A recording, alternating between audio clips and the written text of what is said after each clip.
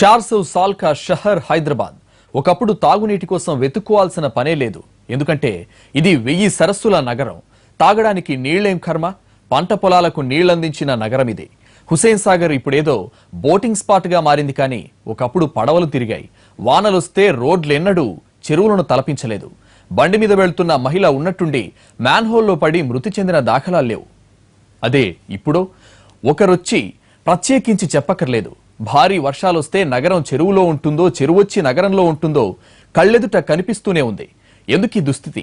ఎందుకిలా జరిగింది? చెరువుల్లో ఇళ్లు కట్టేస్తుంటే కళ్ళప్పగించి చూస్తూ ఉన్నదెవరు? తిలా పాపం తలా పిడికెడు పంచుకున్నదెవరు?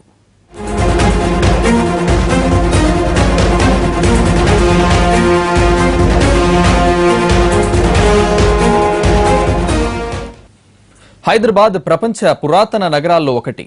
నవనాగరిక నిర్మాణాలతో తొణికిసలాడిన నగరంగా పేరు. అప్పట్లోనే సకల సదుపాయాలతో తూలతూగిన నగరం. ఇదే నగరం ప్రస్తుతానికొస్తే కుంగిన రోడ్లతో, పొంగుతున్న వాగులు వంకలతో ప్రత్యక్ష నరకంగా మారింది. కనీస సౌకర్యమైన తాగునీటికి ఏమాత్రం ఇబ్బంది కలగకూడదన్న ఉద్దేశం కొద్దీ నగరం చుట్టూ సరస్సులను తవ్వించారు నాటి పాలకులు. చెరువులు, కుంటలతో మంచినీటి వసతి కల్పించడమే కాకుండా వ్యవసాయానికి పెద్దపీట వేస్తూ సాగునీరు సైతం అందించారు.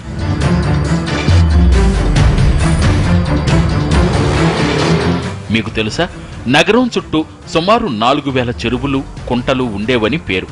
నాటి వేలాది నీటి వనరులు నేడు పదుల సంఖ్యకు చేరుకున్నాయి. దీంతో వానొస్తే వణుకు, లోతట్టు ప్రాంతాలు జలమయం. 16 సెంటీమీటర్ల వర్షం కురవడం వల్ల ఒకసారి ఉధృతంగా దాదాపు 23 సెంటీమీటర్లు, 16 కాదు 23 సెంటీమీటర్లు వచ్చిందంటున్నారు కుత్బుల్లాపూర్ మండలంలో. కాబట్టి ఈ పక్కనే ఉన్న తుర్క చెరువు కానీ మరి ఇదంతా నిండిపోవడం, ఒకేసారి నీళ్లు తనుకుని రావడం వల్ల బండారీ లేఅవుట్లోకి మరి చెరువు కట్ట తెగిపోతుందన్న ప్రమాదం వచ్చినప్పుడు ఒక చిన్న స్థాయి తుమ్మును కృత్రిమంగా క్రియేట్ చేసి ఆ నీరుని కిందకు వదలడం జరిగింది. దానివల్ల మొత్తం బండారీ లేఅవుట్ మొత్తం కూడా జలమయమైపోయిన పరిస్థితి. సెల్లార్లోకి నీళ్ళు వచ్చి మొత్తం ఇళ్లలోనే ప్రజలు చిక్కుకుపోయిన పరిస్థితి. వారందరికీ 3 విషయాలు చెప్పినాం. ఎండాకాలమైతే గాలాడదు, వానాకాలమైతే వరదే వరద. చెరువులు, చెట్టు, చేమ అన్న ముచ్చటే లేకుండా ఎక్కడికక్కడ నరికి కాంక్రీటు జంగళ్లను నిర్మిస్తుంటే నగరం తన అస్తిత్వం కోల్పోతూ వస్తోంది. హైదరాబాద్ డిస్టిక్ అల్తాఫ్ బల్ది అనేది అంతా కూడా చెరువులు, గొలుసుకట్టు చెరువులు ఉన్నాయి. హైదరాబాద్ పట్టణం ఏదైతుందో ఒక రిడ్జ్ పాయింట్ మీద ఉన్నది, ఎత్తులు పల్లెలు ఉన్నాయన్నమాట. అంటే ఇప్పుడు జూబ్లీ హిల్స్లో టాప్ పాయింట్కును మన మూసీ నదిలో బెడ్కు సుమారుగా 200 ఫీట్ల డిఫరెన్స్ ఉంది హైట్. ఈ మాదిరిగా ఎత్తులు పల్లాలు ఉండటం వల్ల ఎక్కడ పడితే అక్కడ వీళ్ళు చిన్న చిన్న చెరువులు కడతా పోయినారు. ఒక చెరువు నిండిన తర్వాత ఇంకొక చెరువుకి ఈ మాదిరిగా ఉండేది. 1996లో గతమెంతో ఘనమైన నగరాన్ని ఉపగ్రహ ఛాయాచిత్రాల సాయంతో పరిశీలించగా రాజధానిలో 104 చెరువులు, కుంటలున్నట్టు తేలింది. 2000లో పరిశీలిస్తే 10 హెక్టార్ల కంటే ఎక్కువ విస్తీర్ణంలో కేవలం 169 చెరువులున్నట్లు గుర్తించారు. వీటిలో చాలా వరకు ఆక్రమణల పాలైనట్టు తేల్చారు. నగరం నడిబొడ్డున ఉన్న నాగమయ్య, పటేల్, బతుకమ్మ కుంటలు బస్తీలుగా మారాయి. లింగంపల్లి చెరువు సుందరయ్య పార్కుగా మారింది. యూసుఫ్గూడ చెరువు కబ్జాకు గురై కాలనీలుగా కొంత, కృష్ణకాంత్ పార్కుగా మరికొంత తయారైంది. ఎల్లారెడ్డిగూడ చెరువుకు ఆనవాళ్లు కూడా లేవు. అల్తాఫ్ బల్ది అనేది అంతా కూడా చెరువులు, గొలుసుకట్టు చెరువులు ఉన్నాయి. హైదరాబాద్ పట్టణం ఏదైతుందో ఒక రిడ్జ్ పాయింట్ మీద ఉన్నది, ఎత్తులు పల్లెలు ఉన్నాయన్నమాట. అంటే ఇప్పుడు జూబ్లీ హిల్స్లో టాప్ పాయింట్కును మన మూసీ నదిలో బెడ్కు సుమారుగా 200 ఫీట్ల డిఫరెన్స్ ఉంది హైట్. ఈ మాదిరిగా ఎత్తులు పల్లాలు ఉండటం వల్ల ఎక్కడ పడితే అక్కడ వీళ్ళు చిన్న చిన్న చెరువులు కడతా పోయినారు. ఒక చెరువు నిండిన తర్వాత ఇంకొక చెరువుకి ఈ మాదిరిగా ఉండేది. రాను జనాభా పెరుగుతున్న కొద్దీ హైదరాబాద్ నగరంలో భూమి విలువ పెరిగిపోయింది. నగర నడిబొడ్డున సరే, శివార్లలో పరిస్థితి మెరుగ్గా ఉందని చూస్తే అక్కడ ఇదే దుస్థితి. చిన్నరాయిని చెరువు, బోయిన చెరువు, సరూర్ నగర్, సఫిల్గూడ, మియాపూర్, కాప్రా చెరువు, నల్ల చెరువు, పెద్ద చెరువు, రంగదాముని చెరువు, కుకట్పల్లిలోని మైసమ్మ చెరువు, అంబర్ చెరువు, పటేల్ చెరువు, గోపి చెరువు, దుర్గం చెరువు, ఇలా ఎన్నో వందలాది చెరువులు అక్రమార్కుల కబంధ హస్తాల్లో కొట్టుమిట్టాడుతున్నాయి. మియాపూర్లోని గంగారం చెరువులో థియేటర్లు వెలిశాయంటే పరిస్థితి ఏంటో తెలుసుకోవచ్చు. కాప్రా చెరువును కబ్జా చేసి ప్లాట్లుగా అమ్మేసుకున్నారంటే విషయమేంటో అర్థం చేసుకోవచ్చు. ప్రస్తుతం మనం కూకట్పల్లిలోని మరొక చెరువు, ఎల్లమ్మ చెరువు దగ్గర ఉన్నాం. ఎల్లమ్మ కుంట ప్రాంతంలో ఉన్న ఈ చెరువు చూస్తున్నట్లయితే స్పష్టంగా అర్థమవుతా ఉంది చెరువు యొక్క నిర్వహణ ఏ విధంగా ఉన్నదనేది. ఒకవైపు చెరువులో ఆక్రమణ, కబ్జా అనేది ఒక సమస్య అయితే, మరోవైపు చెత్త ఏ విధంగా చెరువు లోపలే డంప్ చేసేశారో దీనివల్ల చెరువు లోపలికి వెళ్ళడం జరిగింది. అంటే చెరువు యొక్క పరిధిని చెత్త వేస్తూ దాన్ని కబ్జా చేశారని అర్థమవుతా ఉంది. అంటే ప్రభుత్వ అధికారులు, జిహెచ్ఎంసీ వాళ్ళు, మున్సిపల్ వాళ్ళు ఈ విధంగా వేయడం వల్ల చెరువు యొక్క పరిధి లోపలికి పోతా ఉంది. దీనివల్ల చెరువు మీద నీళ్ళు వచ్చినప్పుడు, వర్షం వచ్చినప్పుడు, వరద వచ్చినప్పుడు ఈ నీళ్ల ఒత్తిడి మరింత ఎక్కువగా పెరుగుతూ ఉంది. దీంతో పాటు మనం చూసుకున్నట్లయితే బార్డర్స్ లో కూడా అనేక ఇళ్లు ఉన్నాయి. అవి చెరువుని ఆక్రమించి కట్టారా లేకపోతే వాళ్ళకి ల్యాండ్ డాక్యుమెంట్స్ ఉన్నాయా అనేది కూడా విచారించాల్సి ఉంటుంది. మొత్తంగా చూసుకున్నట్లయితే చెరువుల యొక్క పరిస్థితి హైదరాబాద్ నగరంలో ఏ విధంగా ఉందని, ఒకవైపు కబ్జాలకు గురి కావడం, మరోవైపు చెత్త, అదేవిధంగా గుర్రపు డెక్క వంటి మొక్కలు, చెరువులోని ఆక్రమించిన మొక్కలు, వీటిని ఏది కూడా సరిగ్గా పరిశుభ్రంగా చెరువుల్ని మెయింటైన్ చేయకపోవడం వల్ల అనేక సమస్యలను హైదరాబాద్ లో ఎదుర్కొంటా ఉన్నారు. మొన్న వర్షాలకు దీని ప్రభావంతోనే ఓవర్ఫ్లో అవుతూ నీళ్ళని కూడా కాలనీలోకి రావడం జరిగింది. నగరం చుట్టూ ఉన్న విశాలమైన చెరువులు, కుంటలను కబ్జాలు చేసి కబ్జాకోర్లు కోట్లు కుమ్మరించుకుంటే వాటిని నమ్ముకుని బతికిన రైతులు అడ్రస్ గల్లంతైపోయారు. ఇవి పేరుకు మాత్రమే కుంటలు, ఉన్నవన్నీ ఇళ్లే. నగరంలో వందల్లో ఉన్న చెరువులు సగానికి పైగా ఉనికి కోల్పోయాయి, రూపురేఖలే మాయమయ్యాయి. ఇందుకు రెవెన్యూ రికార్డుల్లోని లెక్కలే ప్రత్యక్ష సాక్షులు.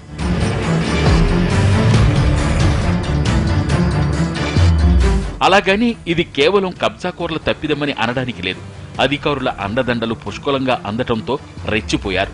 లంచాలకు ఆశపడి చూసి చూడనట్టు వదిలేయడం, తర్వాత తూతూ మంత్రం సర్వేలు చేసి అన్యాక్రాంతమయ్యాయంటూ చర్యలు తీసుకునే యత్నం వెరసి చెరువన్న మాటే కరువైంది. భూబకాసూరులు కోర్టులకెళ్లి స్టేలు తెచ్చుకోవడంతో ఎక్కడి చర్యలు అక్కడే అన్నట్టు తయారైంది.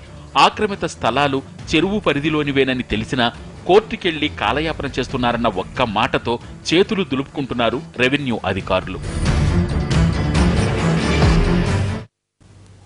నిజాంపేట, కుత్బుల్లాపూర్, అల్వాల్ ప్రత్యేకించి కొన్ని ప్రాంతాలైతే వర్షం వస్తే చాలు జనం ఇళ్ల నుంచి బయటకొచ్చే పరిస్థితే లేదు. సెల్లార్లు జలమయం, రోడ్ల మీద నదీ ప్రవాహాలు, ఇక కార్లు, బైకులైతే కొట్టుకుపోతున్నాయి. దీంతో చినుకు పడితే చాలు గుండెల్లో రైళ్లు పరిగెడుతున్నాయి.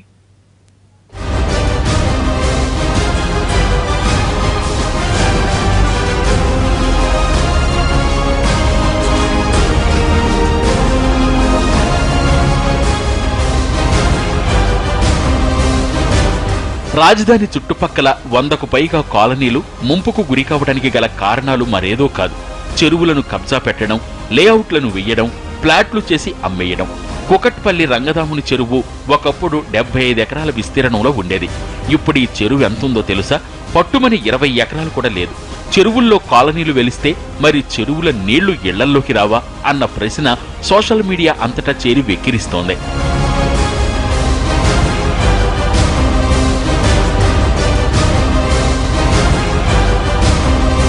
వర్షం నీరు కుకట్పల్లి రంగదాముని చెరువు నుంచి 3 గొలుసుకట్టు చెరువుల్లోకి, చివరిగా కుకట్పల్లి నాలాలోకి వచ్చే ఏర్పాటు జరిగింది. ఈ చెరువును కొంతమంది ఆక్రమించి ఇళ్లను నిర్మించారు. అలుగును కలిపే నాలా ఆక్రమణలకు గురికావడంతో హబీబ్ నగర్, శివశక్తి నగర్, శ్రీహరి నగర్ తదితర కాలనీలు ముంపుకు గురయ్యాయి. చెరువు పొంగి దగ్గరలోని హైవే మీదకు నీళ్లొచ్చేస్తున్నాయి. ఈ పరిధిలోని మరో 2 చెరువులు ఆక్రమణకు గురికావడమే ఇందుకు కారణం. మియాపూర్ మెట్రో స్టేషన్ దగ్గర రామసముద్రకుంట నిండిన తర్వాత పటేల్ చెరువు, గుర్నాథ్ చెరువు, గంగారం చెరువులకు వరద నీరు చేరుతుంది. అవి నిండిన తర్వాత అక్కడి BHEL దగ్గరలోని ప్రధాన నాలాలోకి వరద నీరు ప్రవహించేది. ఇప్పుడు ఈ నాలాలన్నీ చాలా వరకు ఆక్రమించేశారు.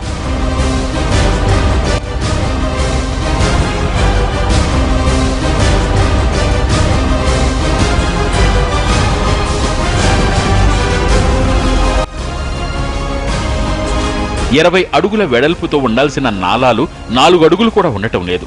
నాలాలే కాదు, ఈ గొలుసుకట్టు చెరువులు కూడా ఆక్రమణలోనే ఉన్నాయి. దీంతో ప్రశాంత్ నగర్, దీప్తి శ్రీనగర్ తదితర కాలనీలు 4 అడుగుల మేర వరద నీటిలో తేలుతూ కనిపిస్తున్నాయి. గాజుల రామారంలోని కొత్తకుంట చెరువు నిండిన తర్వాత వర్షపు నీరు అలుగు ద్వారా పెద్ద చెరువు, పర్కి చెరువులోకి, అక్కడి నుంచి ప్రధాన నాలాల్లోకి వెళ్లాలి. ప్రస్తుతం 30 ఎకరాల విస్తీర్ణంలో ఉన్న పరిధిలో ఉన్న పర్కి చెరువులో ఇప్పటికే 20 ఎకరాలకు పైగా ఆక్రమణకు గురైంది. ఈ 2 రోజులు కురిసిన వర్షాలకు ఈ చెరువు దగ్గరలోని కాలనీలు వరద నీటిలో మునిగిపోయాయి. ఆఫీస్పేటలోని ఈర్ల చెరువు నుంచి కాయిదమ్ముకుంట, పటేల్ చెరువులోకి వరద నీరు చేరాలి. ఆ చెరువు నిండితే అక్కడి నుంచి మదీనాగూడ దగ్గరున్న మెయిన్ నాలాలోకి వరద నీరు చేరాలి. అయితే ఇక్కడి ఆక్రమణలు అడ్డు తగలడంతో ఈ చుట్టుపక్కల కాలనీలన్నీ ముంపు సమస్యను ఎదుర్కొంటున్నాయి.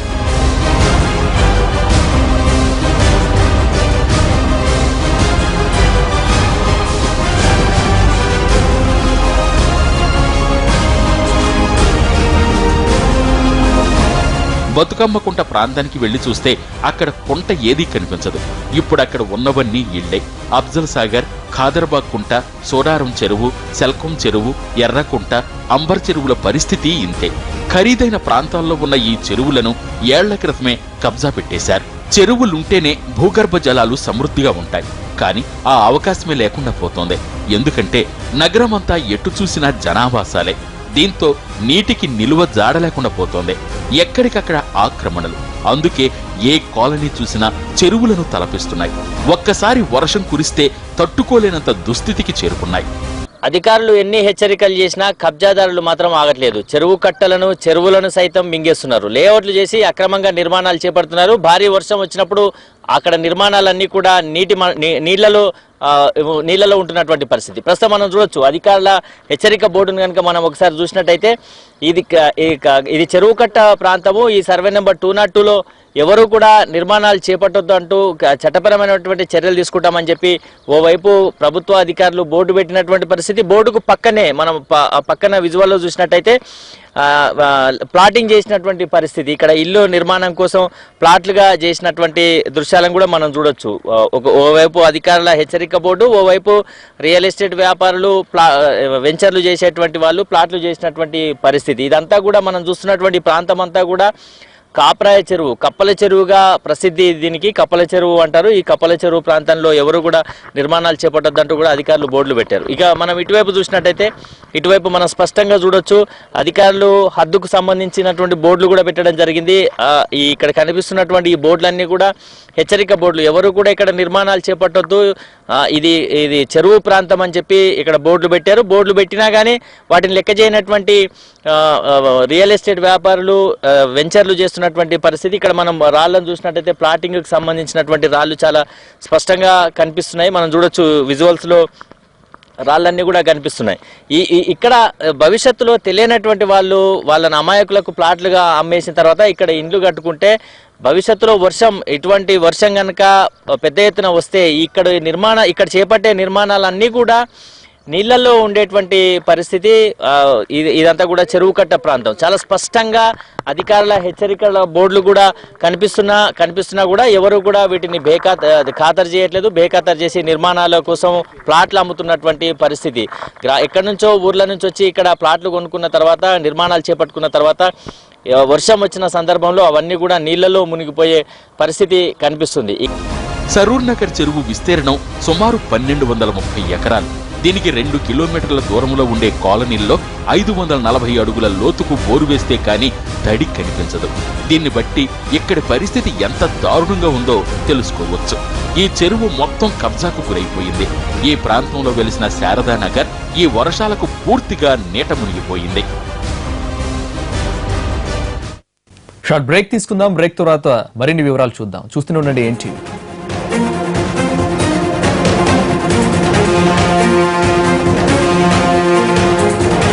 ఈ వర్షాకాలానికి ముందు వేసవిలో నగరం గొంతెండిపోయింది. భారీ వర్షాలు కురిస్తే కానీ లాభం లేదని అంతా గుండెలు బాదుకున్నారు. మైదానాల్లో ఉన్న జలాశయాల్ని చూసి దిగులు పడ్డారు. ఇప్పుడు ఈ వర్షాలతో రిజర్వాయర్లు నిండినంత మాత్రాన సరిపోదు. ఏడాది పొడవునా నగరంలో అపారమైన నీటి నిల్వలుండాలి. కానీ ఆ పరిస్థితే కనిపించడం లేదు. ఎందుకంటే చెరువులన్నీ కబ్జాలకు గురవడంతో కృష్ణా, గోదావరి నీళ్లపై ఆధారపడాల్సిన దుస్థితి.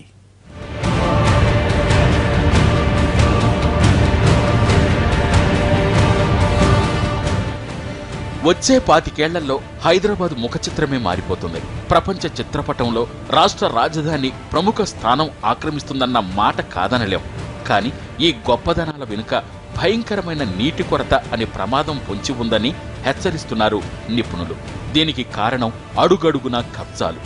కాదేది కవితకు అనర్హం అన్నట్టు ఏ చెరువు కూడా కబ్జాకి అనర్హం కాదని నిరూపిస్తున్నారు అక్రమార్కులు. ప్రస్తుతం మనం కుత్బుల్లాపూర్ పరిధిలోని ప్రగతినగర్ చెరువు దగ్గర ఉన్నాం. మనం చూస్తున్నట్లయితే ప్రగతినగర్ చెరువు ఏ విధంగా కబ్జాకు గురైందో చాలా స్పష్టంగా అర్థమవుతోంది. ఈ చెరువుని ఆనుకుని ఉన్న అనేక అపార్ట్మెంట్లు, ఇండివిజువల్ హౌసెస్ అన్నీ కూడా కబ్జాకి గురయ్యాయి. ఇంతకుముందు నిజాం కాలంలో దీనికి ఉన్న పరిధిని క్రమంగా రాళ్లు వేసేసి అదేవిధంగా మట్టి తోలించేసి మొత్తంగా లోపలికి చెరువు లోపలికి ఎంటర్ అయిపోతూ ఉంటారు. అది కొంత 1-2 సంవత్సరాల తర్వాత అక్కడే పునాదులు వేసుకుని ఇళ్లు నిర్మాణం జరిగిపోతూ ఉంటుంది. చాలా సందర్భాల్లో మనం చూసుకున్నట్లయితే 2 అంతస్తులు 3 అంతస్తుల భవనాలు కూడా నిర్మించుకుని దర్జాగా ఉంటున్నారు. అటువైపు అధికారులు కానీ రాజకీయ నాయకులు కానీ ఈ వ్యవహారాల్ని చూసి చూడనట్లు వ్యవహరిస్తున్నారు. ఎందుకంటే వాళ్ళకి వచ్చే అక్రమాలు కావచ్చు, వాళ్ళ వాటాలకు సంబంధించి వాళ్ళ షేర్లు వాళ్ళకి వస్తాయి కాబట్టి వీటిని చూసి చూడనట్టు వ్యవహరిస్తున్నారు. దీంతో మనం చూస్తున్నట్లయితే చెరువు మొత్తంగా కబ్జా గురైపోవడం, ఉన్న చెరువు ఉన్న నీళ్లు కూడా పూర్తిగా గుర్రపు డెక్క ఇతర పిచ్చి మొక్కలతోటి కాలుష్యం ఎక్కువైపోయి ఇవన్నీ ఆక్రమణకు గురైపోయి ఉన్నాయి. దీంతో నగర వాసులు నీళ్లకు కటకటలాడుతూ ఉన్నారు సమ్మర్లో. మరోవైపు నీళ్లన్నీ కూడా చెరువులో నిల్వ ఉండడానికి ప్లేస్ లేక వర్షం వచ్చినప్పుడు ఇవన్నీ రోడ్ల మీదకి వస్తూ ఉన్నాయి. మొత్తంగా ప్రతి చెరువు కూడా ఆక్రమణకు గురవుతా ఉంది. అటువైపు అధికారులు రాజకీయ నాయకులు ప్రభుత్వం మాత్రం నిస్తేజంగా చూస్తుంది వ్యవహారాలన్నింటినీ. నేడు వర్షం వస్తే కాలు బయట పెట్టలేని దుస్థితికి కారణమిదే. కాస్త వర్షానికే జలమయమయ్యే రోడ్లు, పొంగిపొర్లే నాలాలు, అంతు చిక్కని మ్యాన్హోళ్లు కబ్జాలిచ్చిన బహుమానాలే. చెరువులు కుంటలను మింగేయడంతో నీళ్లు వెళ్లే దారి లేక ఎక్కడికక్కడే ఆగిపోతున్నాయి. చెరువులు లేకపోవడంతో మురుగు కాలువల ద్వారా వెళ్లిపోతున్నాయి. దీంతో ఎన్ని వర్షాలు కురిసినా భూగర్భ జలాలు వృద్ధి చెందే అవకాశమే లేకుండా పోతోంది. ప్రవాహం చాలా ఎక్కువ వచ్చింది కదండి, బాగా ఎక్కువ వచ్చేసింది. అక్కడ పైన చెరువు పోయిందన్నారు, ఆ చెరువు పోయిందన్నారు. ఇక దీని మీద వచ్చి పడిపోయింది. మరి షాపుల మీద, దుకాణాలు, ఇక్కడేమో ఈ సూపర్ మార్కెట్ మునిగిపోయింది. ఇవి అన్నీ కొట్టుకుపోయింది. నిన్న జరిగింది బాగా ఫ్లడ్ చాలా తీవ్రంగా వచ్చింది. అపార్ట్మెంట్స్ ఎంత పూర్వం వాటర్ బెల్ట్ అంటారు. ఇది వాటర్ బెల్ట్ అంటే సోన్స్ చెరువు లెక్కలోకి వస్తుంది. వాటర్ బెల్ట్ అంటే మొత్తం 40 అడుగులు చెరువు అంటున్నారండి చెప్పడం. వాళ్ళంతా కూడా ఎదురుగుండా లేఖించి వాళ్ళంతా చెప్పుకోవడం 40 అడుగులు దాన్ని 4 అడుగులు చేశారు. అటు ఇటు మొత్తం కుండుకు పెంచేసుకుని కంప్లీట్ నాలాలు కూడా వెళ్ళకుండా చేసుకుని సైడ్ కాలు అంతా పూర్తి చేసుకునే బిల్డింగ్ కట్టేస్తున్నారు. వివరంగా క్లియర్గా కనిపిస్తుంది. పెంచి కట్టింది కూడా కనిపిస్తుంది. అవతలు కానీ యువతలు కానీ 40 అడుగులు ఉందని వాళ్ళు చెప్పుకున్నారు. పాత వాళ్ళు అక్కడ ఉన్నవాళ్ళని చెప్పుకున్నారు. 40 అడుగులు లోతు మొత్తం ఈ చెరువు కూడా 53 ఎకరాలని ఏదో చెప్పుకుందన్న టీవీలో కూడా వచ్చింది. 53 ఎకరాల చెరువు నీళ్ళు ఎలా చేయాలి మొత్తం ఎక్కడ కబ్జాలు చేసి పూర్తి చేసుకుని. అధికారుల అవినీతి, రాజకీయ నాయకుల అండదండలతో రెచ్చిపోయిన రియల్ ఎస్టేట్ వ్యాపారులందరూ కలిసి చేసిన విధ్వంసమే నేటి ఈ దుస్థితి. నిబంధనలు, ఉత్తర్వులు, చట్టాలను తొంగలో తొక్కడంతో నేడు నగరం నీట మునిగి కబ్జా చేసుకున్నోడికి చేసుకున్నంతగా మారి వెక్కిరిస్తోంది. నిజాంపేట్ ప్రాంతంలో, కూకట్పల్లి ప్రాంతంలో 15 సెంటీమీటర్ల వర్షం పడ్డది. దాంతో జనాలు చాలా ఇబ్బందులకు గురవుతున్నారు. రోడ్లన్నీ జలమయం అయిపోయినాయి. దీనికి రకరకాలైన కారణాలు ఉన్నాయి. ఈ నాలాలన్నీ మూసుకుపోయినాయి. ఈ స్ట్రామ్ వాటర్ డ్రైన్ ఏదైతే వర్షపు నీరు పోయే నాలాలల్లో పెద్ద ఎత్తున చెత్తా చెదారం వేయడము, దాన్ని క్లీన్ చేయకపోవడం ఒకటైతే, ఇంకా కొద్దిగా పెద్ద నాలాలన్నీ కూడా ఆక్రమణలకు గురైపోయింది. గ్రామాల నుంచి వచ్చిన వాళ్ళు ఇక్కడ ఏదో ఉపాధి కోసం వచ్చి ఆ నాలాల పక్కనే ఉండడంతో నాలాలన్నీ కూడా ఆక్రమణలకు గురైనాయి. ఒకప్పటి గండిపేట నీళ్లు ఏమయ్యాయి? జంట జలాశయాలుగా పేరున్న హిమాయత్ సాగర్, ఉస్మాన్ సాగర్లు సరిపడా తాగునీటిని అందించలేకపోతున్నాయి. కారణమేంటి? 100 ఏళ్ల పాటు జనం దాహార్తిని తీర్చిన ఈ నీటి వనరులకు ఇప్పుడేమైంది అంటే అవినీతి, ఆక్రమణలే కారణమని చెప్పక తప్పదు.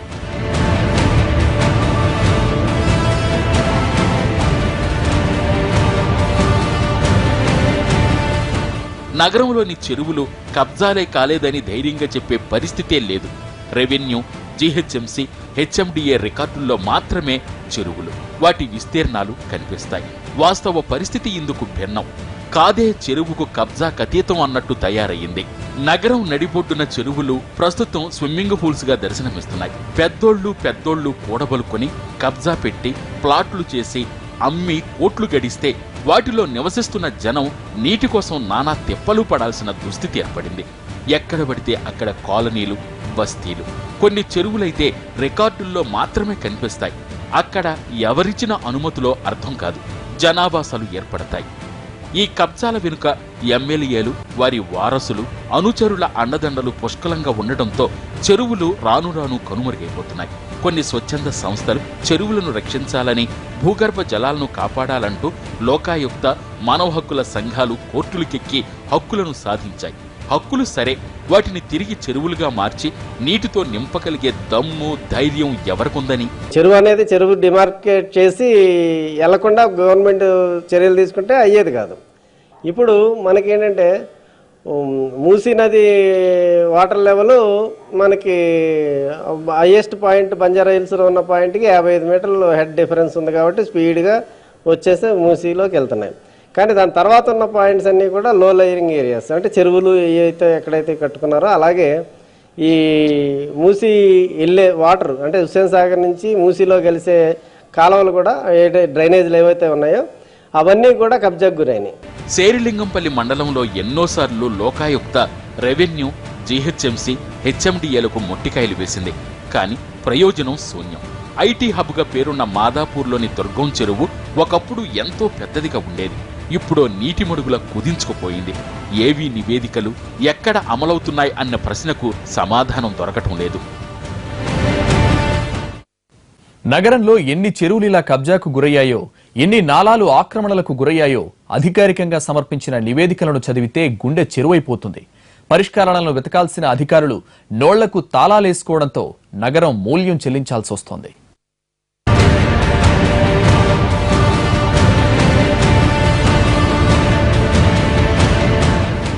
2000లో వచ్చిన విపత్తును దృష్టిలో ఉంచుకుని తీసుకోవలసిన చర్యలపై ప్రభుత్వం కిర్లోస్కర్ కన్సల్టెన్సీని ఏర్పాటు చేసింది.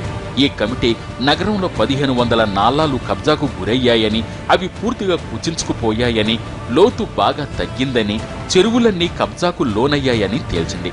ఈ నివేదిక వచ్చి 16 ఏళ్లవుతుంటే ఇప్పటికో చిన్నపాటి చర్య లేదు. మొత్తం కరప్షనే. మీకేంటంటే మొత్తం అవినీతిమయమైపోయిన డిపార్ట్మెంట్స్ ఉన్నాయి కాబట్టి ఇది ప్రక్షాళన చేయటం అనేది మొత్తం ముదిరిపోయి ఉన్నారు అందరూ. ఇప్పుడు ఏంటంటే హైయెస్ట్ లెవెల్లో కూడా అట్లనే ఉన్నారు. అంటే పొలిటీషియన్స్ ఎవరైతే అధికారంలోకి వచ్చారో, ఎవరైతే అధికారంలో ఉన్న ఐఏఎస్ ఐపీఎస్ ఆఫీసర్లు కూడా వీటి విషయంలో స్ట్రిక్ట్గా ఉండటం అనేది జరగట్లేదో ఆటోమేటిక్గా ఇవన్నీ ఒకదాని నుంచి ఒకటి, అంటే కబ్జా చేసిన వాటికి పర్మిషన్స్, మల్టీ స్టోరీడ్ బిల్డింగ్స్ కూడా ఇచ్చేశారు. కాబట్టి అటువంటి వాటిని ఎందుకు జరుగుతుందంటే అవినీతే కారణం. ఉప్పల్ మండలం బండ్లగూడ చెరువులో కొందరికి పట్టాలు జారీ చేశారు. అక్కడ ఇళ్లు కట్టుకున్న వాళ్లకు వర్షాకాలం వస్తే చాలు, రోజుకో గండమే.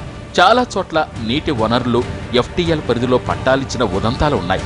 ఇప్పుడు సీన్ ఎలా తయారైందో తెలుసా? వనస్థలిపురంలో ఒకప్పుడు కప్పల చెరువు ఒకటి ఉండెను అని చదువుకోవాలి. లేఅవుట్లు చేసి ప్లాట్లుగా అమ్మేయడంతో ఇప్పుడు అక్కడ పరిస్థితి ఎంత దారుణంగా ఉందో చెప్పడానికి లేదు. Only out flow. ఈ నీరు ఎక్కడికెళ్లాలో తెలియక కాలనీలన్నీ నీట మునిగి కనిపిస్తున్నాయి. హయత్ నగర్లోని వెంకటయ్య కుంట కబ్జాకు గురవడంతో అక్కడ జనావాసాల్లో వర్షం వస్తే నీళ్లు నిలబడుతున్నాయి.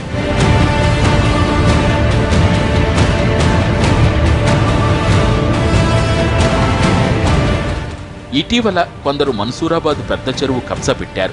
స్థానికులు ఎదురు తిరిగి గొడవ చేయటంతో కబ్జాకోర్లు కాస్త వెనక్కు తగ్గారు.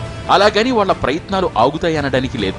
ఒక్కసారి చెరువు మీద కన్నేశారంటే ఇక ఏదో ఒకటి చేసి ఎవరో ఒకరిని రంగంలోకి దించి కబ్జా పెట్టడం వీళ్లకు వెన్నతో పెట్టిన విద్య.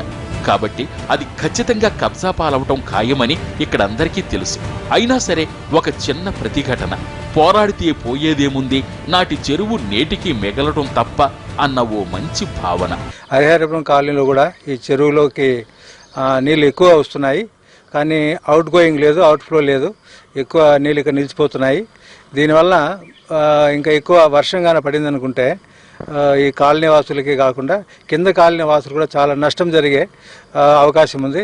కాబట్టి ఇప్పటికైనా జిహెచ్ఎంసీ అధికారులు కానీ, ఇరిగేషన్ అధికారులు కానీ, సంబంధిత అధికారులు ఈ విషయం పైన చెరువులో నీళ్ళను బయట పంపించేదానికి ప్రయత్నం చేయకపోతే భవిష్యత్తులో చాలా ప్రమాదము. గతంలో కొన్ని ఏళ్ళ ముందు సార్ ఇక్కడ వర్షం బాగా పడినప్పుడు మా ఫ్రంట్ రోడ్ వరకు కూడా నీళ్ళు వచ్చినాయి.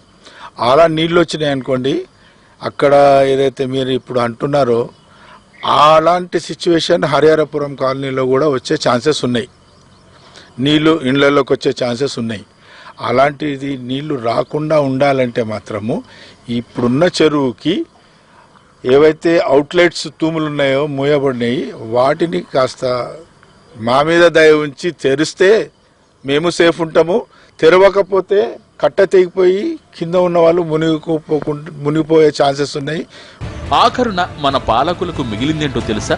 వర్షాలకు ప్రభుత్వ స్కూళ్లకు సెలవులివ్వడం, పాత భవంతులను ఖాళీ చేయండి అంటూ ప్రకటనలు గుప్పించడం, రోడ్లతో సహా కుంగిపోతుండటంతో ఎవరూ రోడ్ల మీదకు రాకండోహో అంటూ హెచ్చరికలు జారీ చేయటం. ఇది పరిస్థితి. ఎకనైనా మన అధికారులు మేలుకుంటారని ఆశించడమో అత్యాశే అవుతుందేమో. ఇది హైదరాబాద్లో కబ్జాదారుల కబంధ హస్తాల్లో చిక్కుకుపోతున్న చెరువుల పరిస్థితి. షార్ట్ బ్రేక్ తీసుకుందాం. బ్రేక్ తర్వాత మరిన్ని అప్డేట్స్ చూద్దాం. Stay with us.